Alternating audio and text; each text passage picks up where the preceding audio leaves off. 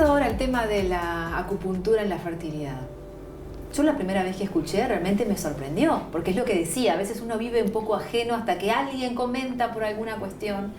Y me lo comentaba una persona que su hermana hizo justamente un tratamiento con acupuntura y no podía quedar embarazada y finalmente lo logró. Entonces, como es un tema muy sensible, me gustaría comenzar a tratarlo contigo porque obviamente que para quien está hace tiempo tal vez buscando un embarazo, con todo lo que significa a nivel emocional, intentarlo y no poder, la culpabilidad y todas esas cuestiones que andan rondando en el ambiente, hay que ir tratándolo pasito a pasito, avanzando. Entonces, ¿desde qué lugar la acupuntura puede colaborar en la búsqueda de una pareja que está buscando tener un bebé? Bueno, desde todos los lugares. Como hablábamos hace un ratito, con ese alcance multidimensional que tiene la acupuntura, en la fertilidad es asombroso cómo restaura ese equilibrio necesario para que algo tan aparentemente sencillo como un embarazo se dé. Es cierto que los pacientes vienen muchas veces desesperados porque no ha funcionado un tratamiento o porque les han dicho que no hay nada que hacer, porque, a ver, no hay nada, no hay ningún órgano dañado, no hay un síntoma, no hay una patología que justifique que esa persona no pueda concebir un bebé. Entonces, la acupuntura lo que puede hacer es justamente ir a buscar los otros signos de desequilibrio que la medicina reproductiva no está, digamos, no está entrenada para ver. Como cuando digo no está entrenada, me refiero a que los médicos comunes, los médicos especialistas incluso, estamos entrenados para un cierto protocolo. Entonces si tú venís con un problema de infertilidad y yo soy médico general o soy ginecóloga, te voy a preguntar cosas relativas a tu reproducción, o sea, tu ciclo, si te duele, si no te duele, cuándo menstruas, cuánto, etcétera, por ahí. Pero no se me va a ocurrir, por ejemplo, preguntarte si se te cae el pelo, si tenés frío, si se te quiebran las uñas, si estás triste, porque no tengo que hacer con eso. Me puede interesar como persona por eso de la empatía, pero no voy a hacer nada con eso. Pero para la acupuntura la cosa es diferente. Para la acupuntura esas otras cosas que no importan son las rayas de la carretera. Entonces yo me tengo que guiar por eso para darme cuenta dónde está la falla. ¿Por qué no ovulás? ¿Por qué no podés mantener un embarazo? ¿Por qué tuviste 3 abortos y tu útero está bien? Porque energéticamente hay algo que no está bien. Entonces mi misión es descubrir eso y poder ayudarte para, o bien tengas un embarazo natural, que es lo mejor, porque contra eso no hay quien juegue mejor que la naturaleza. Todos los embarazos que se logran naturalmente se logran porque hubo una homeostasis correcta, una buena regulación, entonces se dio lo que naturalmente estábamos queriendo, o para hacer que esos tratamientos de alta complejidad o de baja complejidad de la reproducción asistida, que son a veces increíbles, funcionen. Porque a veces hay reiteradas fallas en los ciclos, en las terapias de reproducción asistida, que no hay una razón para que fallen. O sea, balanceamos las hormonas, balanceamos todos los procedimientos, y sin embargo no logramos un embarazo. ¿Por qué? ¿Qué pasó? ¿Qué es lo que está fallando? Entonces, a través de la acupuntura sí se puede destrabar eso. Y ahí volvemos a una llave milenaria para regular una técnica casi futurista, como las de reproducción asistida de hoy, donde es extraordinario lo que se puede hacer, donde está la ovodonación, que alguien te done un óvulo, que tengas un bebé de tu pareja en tu panza con un óvulo de otra persona. Incluso hubo una noticia de un bebé que nació en Grecia con un óvulo donado al cual se le inyectó el ADN de la mamá biológica. Entonces eso, es exactamente, es absolutamente extraordinario. Entonces esas cosas a veces sorprenden y son maravillosas, y uno se frustra muchísimo cuando, bueno, no puedo. ¿Por qué no puedo si no tengo nada? Entonces cuando empezás a preguntar esas otras cosas y la persona se te queda mirando y decís, ¿qué te importa si funciona el intestino bien? ¿Cuántas veces voy al baño? ¿No tiene sentido? Bueno, sí, tiene sentido. Es ahí, es eso lo que tengo que regular. Esto a mí me da el indicio, es como la punta del iceberg. Acá tengo una señal, voy a ir a buscar la razón. Entonces ahí es donde podemos desplegar un montón de recursos de la acupuntura para hacer funcionar técnicas de ahora con herramientas antiguas y milenarias. Nosotros, por lo general, cuando pensamos en esto, pensamos en la mujer, porque además históricamente, sin ir tan lejos, cada vez que había un problema de fertilidad en una pareja siempre se apuntaba a la mujer y la mujer también iba cargando todas sus culpas. Exacto. Cuando en realidad o era un problema compartido, el problema entre comillas, o muchas veces venía del hombre, pero el hombre por ahí no se hacía los estudios los pertinentes. En el caso de la infertilidad masculina o de los problemas que puedan resultar de un espermograma, ¿también la acupuntura ayuda desde ese lugar? Sí, muchísimo. A veces en tiempos sorprendentes. Yo en mi experiencia he tenido casos de que el espermograma mejora radicalmente en 2 sesiones, 3. Y son cosas que sorprendentes porque uno espera sí una mejoría, pero a veces excede largamente la propia ambición personal de mejorar ese paciente. Porque se trabaja energéticamente y se trabaja sobre factores como por ejemplo el estancamiento energético, sobre los órganos que tienen que ver con la gametogénesis. Entonces me ha pasado de tener espermogramas que duplican su concentración en pocas semanas.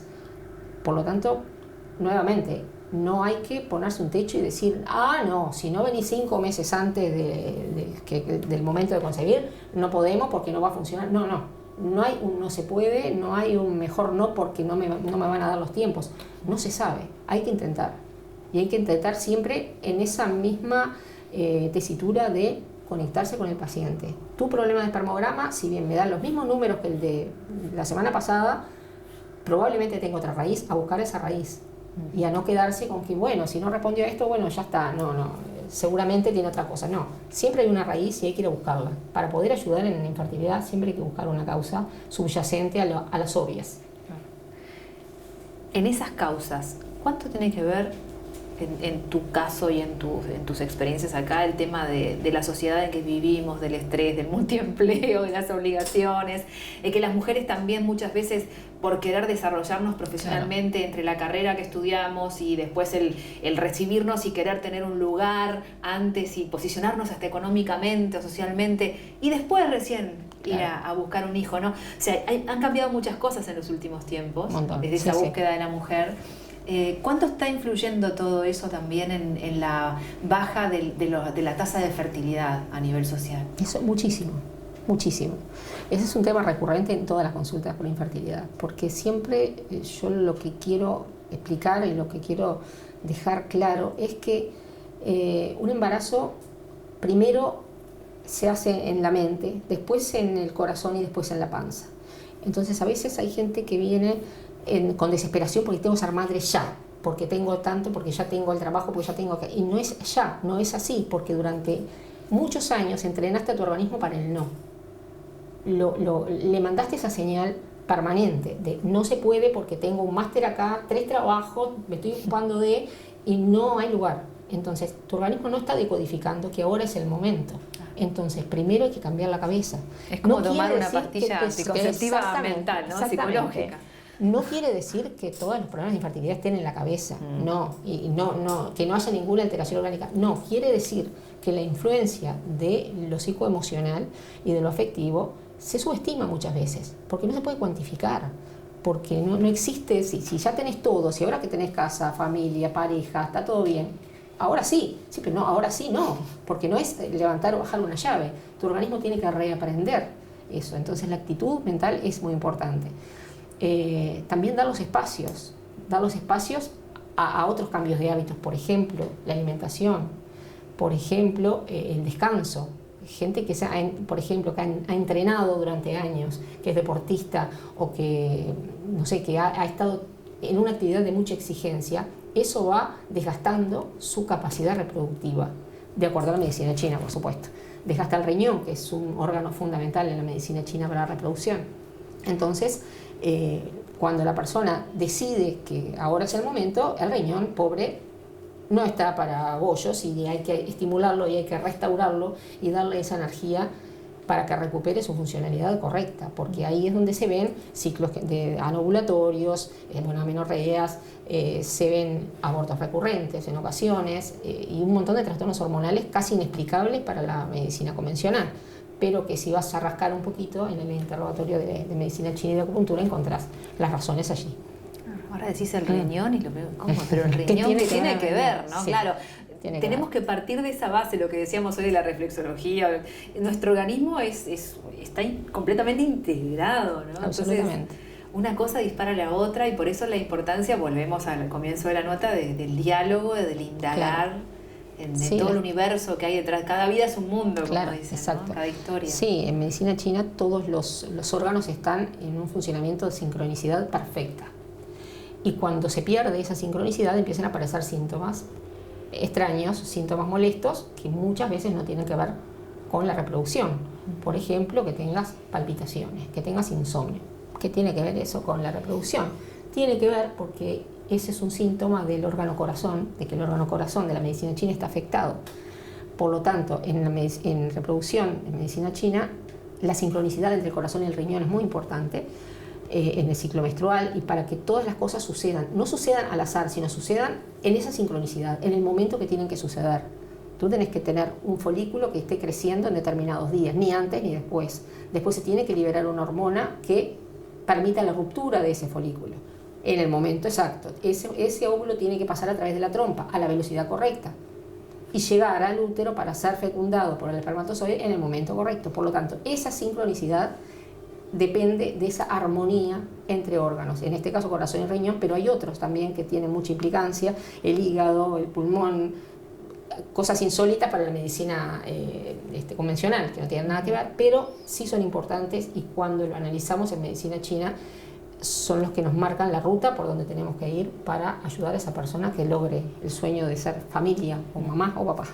¿En tu caso sos mamá? Soy mamá de 4 hijos. 4 hijos. Sí, capaz también por eso, porque para mí la maternidad fue algo extraordinario y una felicidad inmensa, y una fuente permanente de gratificación.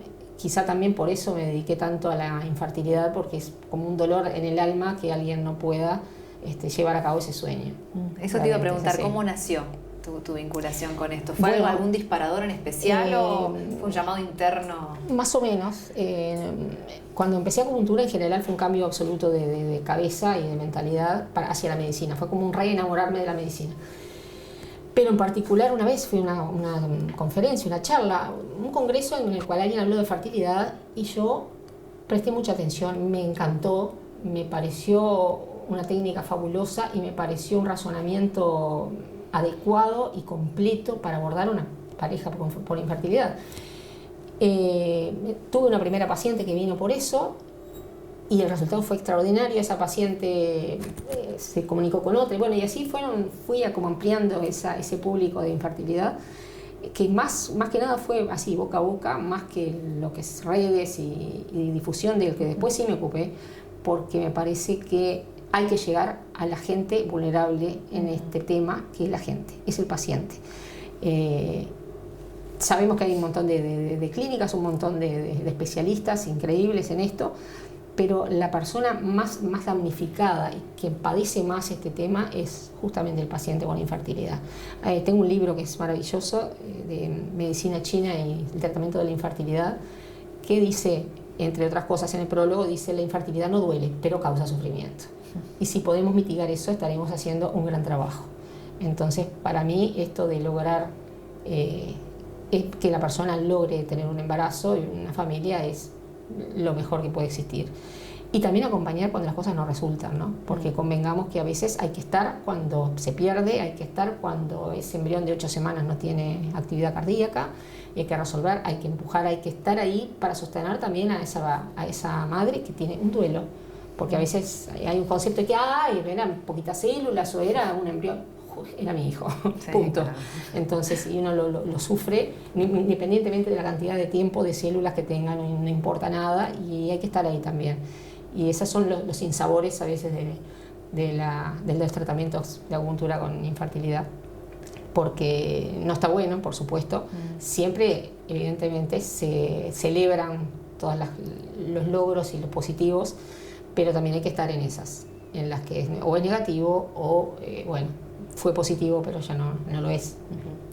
Si nos está escuchando alguien a quien le resuena, sobre todo esta última parte de la entrevista, está bueno dar el mensaje de que se intente, de que no se deje de intentar. Por supuesto. el se puede tiene que ser un estandarte, una luz de neón en el medio del cerebro.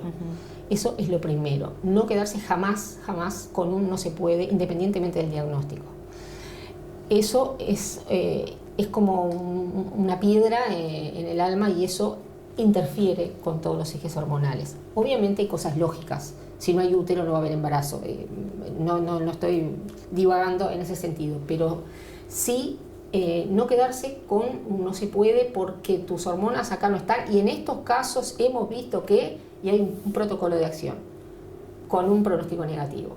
No quedarse con eso, buscar más allá, buscar otras técnicas, buscar otra manera de resolver las cosas. Ese diagnóstico a veces paraliza a la persona y la persona deja de buscar, se resigna y deja de buscar.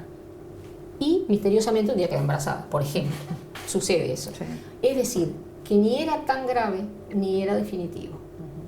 Hay que seguir intentando, hay que buscar, hay que preguntarse y hay que buscar la persona correcta o las personas correctas o el equipo de salud correcto para lograrlo, pero no quedarse con que yo, no sé, me tocó esto en la vida y bueno, no va a ser para mí.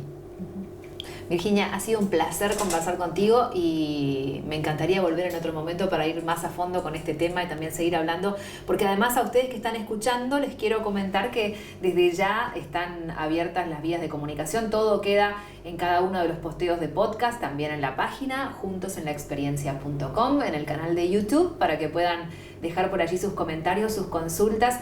Y de acuerdo con las consultas que vayan llegando, también volveremos a hablar con los especialistas en cada tema. En este caso con la doctora Virginia Rodríguez. Ha sido un placer enorme que nos hayas recibido y compartir contigo esta experiencia, justamente como el nombre del podcast, ¿no? que tiene tanto que ver con la vida y con el se puede. Exacto. Me quedo con eso. Exacto. Se puede. Un placer. Muchas gracias.